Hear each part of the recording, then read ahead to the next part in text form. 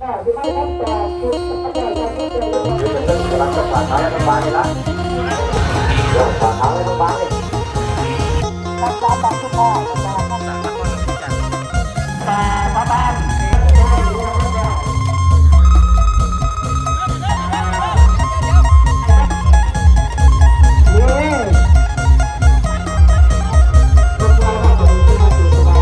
ทางยาวพี่น้องบางไฟล่างจะได้ตัดทาง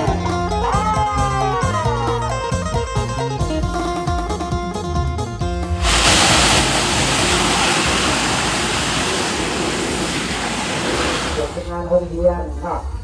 บางล้านพี่น้องมาแต่นครหลวงเวียงจันทร์มาแต่มาคนเดียวจุดจักมองเนี่ยถ้าเล่นเรื่องบังไฟเนาะเอาใจติดกติกาด้วย บางเดียวงาน บังเติมได้โตไฟ มาแต่เมืองนาสายทองเนาะมาแต่นครหลวงเวียงจันทร์แกมาประกอบกันยี่พี่บอก ก็รับประกอบอยู่บึงว่ะ ประกอบอยู่น้ำสร้างคำบอกบางไฟล้านท่อ8 นิ้วบางไฟจากนครหลวงเวียงจันทร์พี่น้องมาโจทย์อยู่งานบุญบัตรคึมน้องกองทองแต่ว่าเพิ่นเชื่อว่าเป็นไฮไลท์เพราะว่าเป็นบางใหญ่กว่าหมู่ในงานเรื่องห่างกับ11ตะบังไพแสนเนาะที่ว่าเพิ่นเอามาแข่งขันกันหลายแฮงพี่น้องมื้อนี้เกือบ30บังพุ่นรางวัลกับเพิ่นตั้งรางวัลไว้สูงพร้อมมื้อนี้เพราะว่ามันมีหลายบังลงทะเบียนแล้วก็ยอดเงินวงเงินมันก็เลยสูงคือมันเรื่องกำลังจะผ่านท้ายโรงพยาบาลนี่ละยังคงงานเข้างานเดือนนี้ละ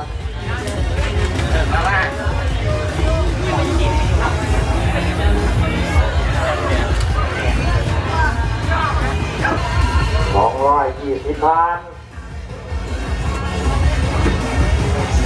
ขาให้บางๆกันเด้อ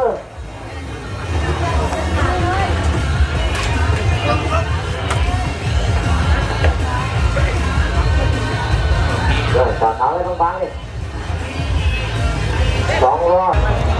200เป็นพื้นฟ้าที่แจ้งเกินเนี่ยการจับป้องกันว่าผู้บุกเบิกเป็นต้นจังหวะเดียวเขา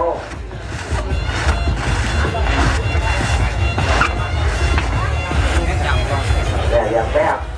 270 พันแม่น้ำผู้สาว40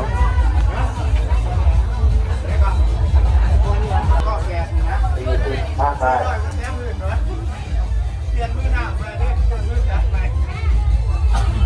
ถ้ามือหน้าก่อนยิงมือหน้าเห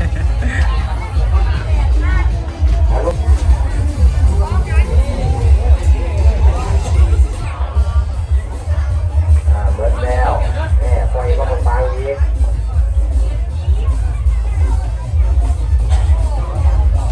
นี่อาจารย์หลักอยู่ในหัวนิดๆนะจังหวะที่ผมนั่นเห็นเบิกฟ้า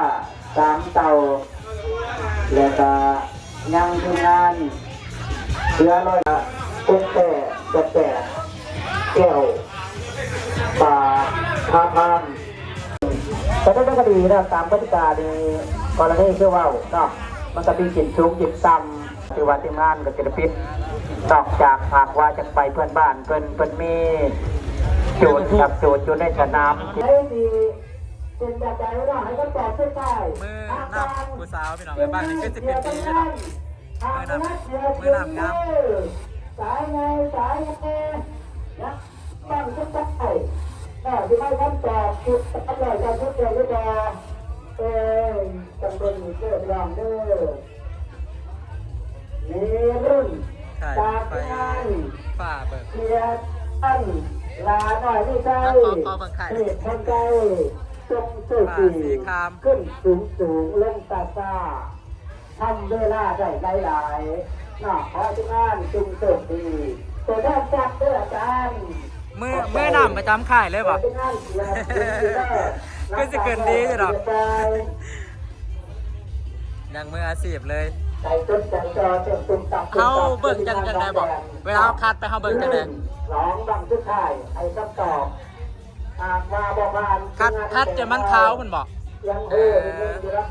คัดไปเรื่อยๆเลยมาแต่นครหลวงเวียงจันทร์พี่น้องพาเบิ่งบังไฟล้านเอาคิวหน้าตัวแทนมีหางเครื่องแล้วก็เขามาตั้งอาจารย์ขอให้ทุกท่าน มาแล้ เอา ว ไปห่างเนื้อเรียกคนในสายหน่อยนะ ของใหญ่ ทางซ้ายหน่อย ล้าน ดึงเรียกคนสองต้นแต่3ตานอกแก้วตาพระพามน่ะนี่คือนั่ง3บังสุดท้ายอาจารย์นั่ง3บังสุดท้ายอยู่ใน17นาทีตรงไหนนะเล่นเครื่องได้ตามเด้อมาขึ้นไว้เด้อนะตัวนี้ขึ้นงานไหนอันนี้บังไฟแสนใหญ่ว่ะสะพอมันใหญ่กว่าแสนหน่อย ตอนนี้จะกลับไปเด้อทุกงานเรือควันนาลินตูฟ้า3เตาห่างเหนือนะ ไฟล้านพี่น้อง 3เตานี่ห่างเหนือ มาจากนครหลวงเวียงจันทร์ ตัวนี้เป็นสาย ฝ่าสีคราม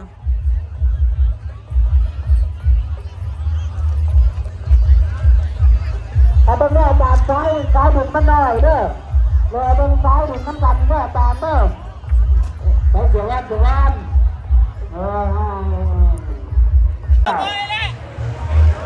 ไฟล้านพี่น้อง พี่น้อง ไปดึงไปตะมี ปลาพระบ้านขึ้นเด้อเสียเล่นกัน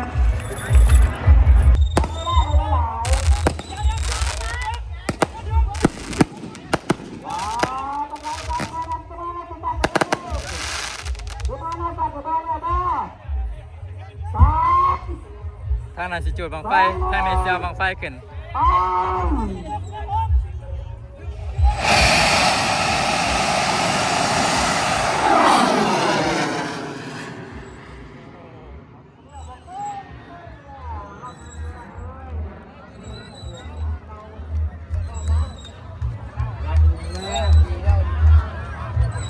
ไฟล้านพี่น้อง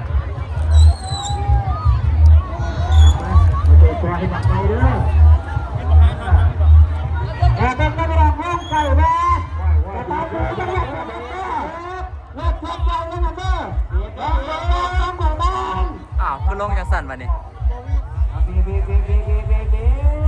เพื่อน ลงรีบๆพี่น้องเอ้ยบังไฟ บั บั ง ง คับเล่นกับแม่พี่น้องเด้อต้องจับได้ต้องจับได้บังคับเล่นเลย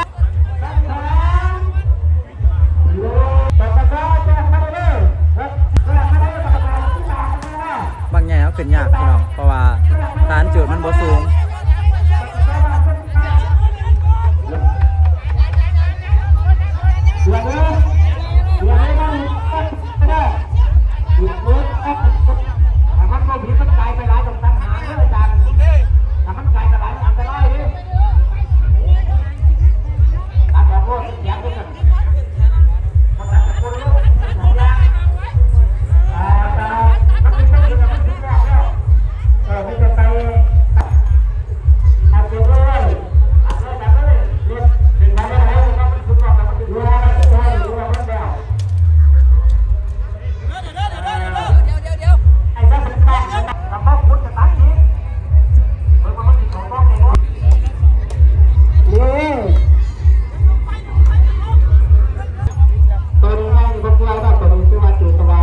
ทางยาวพี่น้องไอ้บังไฟ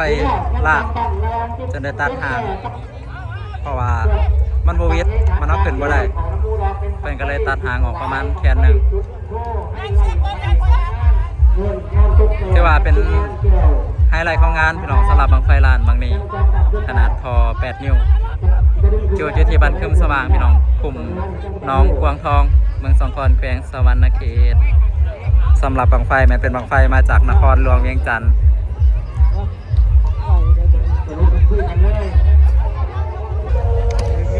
มันคือแบบทีมงานยังไงใช้ได้จัดไปลูกพี่จัดไปใช่อันพวกอะไรกับเนาะ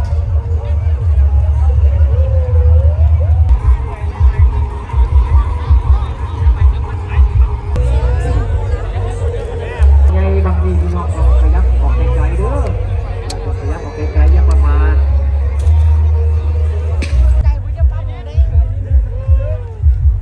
กำลังหมัดพี่น้องสำหรับบังไฟล้าน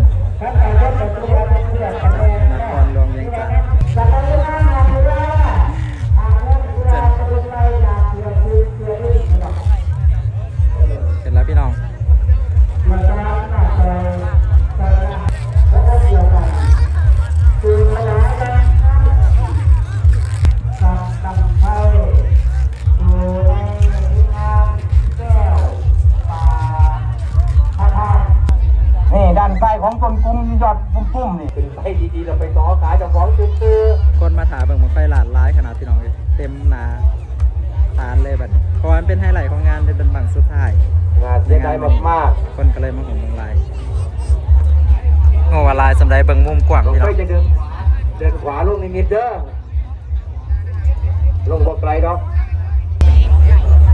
เรือต้องสูงสุดขึ้นสูงเรื่องกระจาดตั้มไปหลาย3เดี๋ยวฮะ พูดเรื่อง เป็น ยัง ของไพลานพระเอกในรายการโดยการสนับสนุนของเสียถ้อยสอท่อจะเริ่มสับขึ้นสูงลงสัตว์ตาตกใกล้ๆได้หลายใส่กฎกติกาเดียวกันกับของไฟเสียเด้อผู้ไทยตั้งได้สูงขอทีมงานจงโชคดี3 5 4 3 2 1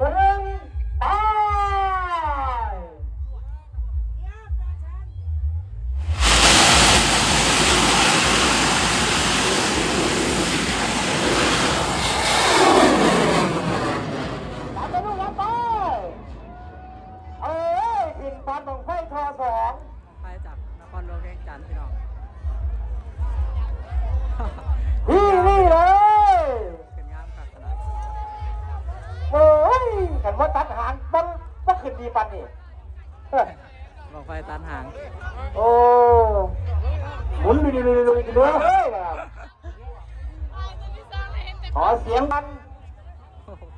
บังไฟหลานขึ้นดีนะพี่น้องบังไฟห ล ลา อน ยหนึ่งมันนั่นเดือดควรพี่น้อง จากนครหลวงเวียงจันทร์สปปลาวพี่น้อง ถือว่าประเทศลาวเราเองบาง ร้อย ในงานมีบางเดียวในงาน 20,000 บาท ตกซาเนาะบังไฟหลานตาเบิ่งพี่น้องสิได้หลายสำหรับ สำหรับบังไฟหลานแต่ว่าขึ้นงามแห้งอยู่ดี คนจางแล้ว คนขึ้นติ้ว หมุนตักที่เพิ่งแข่งในกลุ่มคนเจ้าของ ๆคนกันยังบ่ได้เมื่อเด้ใครกันรุ่นทาเบิ่งบังไฟหลานว่าสิได้เท่าใดเต็มอยู่คนน่ะหลายแห้งถ้าผู้หญิงผู้ชายกระเทยกันมาดีว่าแม่เนาะ ผู้สาวหลายขนาดคน จะเดินออกดันใส่กลุ่มคนเจ้าของแล้ว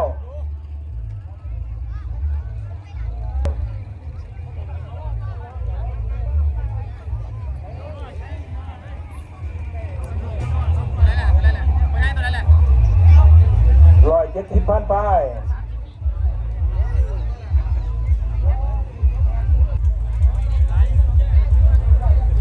ฟังเลยกลุ่มคนเจ้าของตลอด190,000 บาทขาวแล้วแหมนั่นรถกลุ่มคนออกมาเป็นขวาแล้วเพื่อนนั่น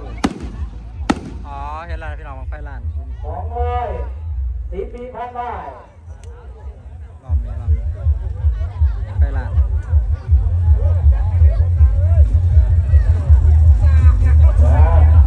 ป็นรอดในเวลากันแน่ ตกแล้ว ยังบ่หอดดินซื่อ